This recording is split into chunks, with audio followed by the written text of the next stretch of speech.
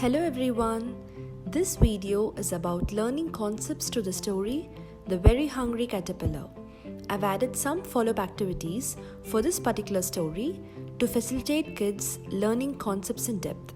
Before moving into the video, if you haven't read about the story The Very Hungry Caterpillar before, please do watch it. I've posted it in my channel.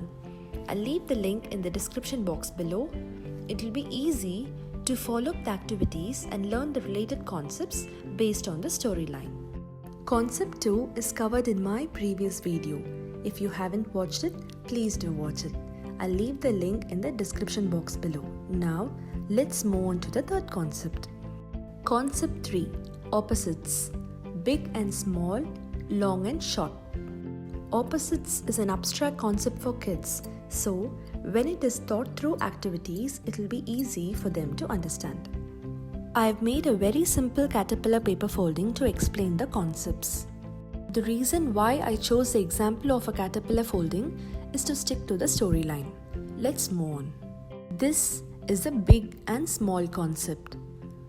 Picture of big and small caterpillar is shown. Now, let's learn the opposite concepts in detail with the paper folding. This is a small caterpillar. Now, oh, it has become a big caterpillar. Shall we see one more time? A small caterpillar and a big one. Isn't that easy to learn?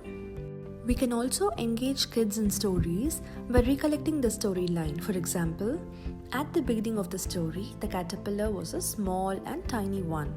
And as the days passed, it ate a lot of food, as you know, and became a big caterpillar. So, as you relate the concept to the story, kids learn the concepts in depth in a much fun and easy way.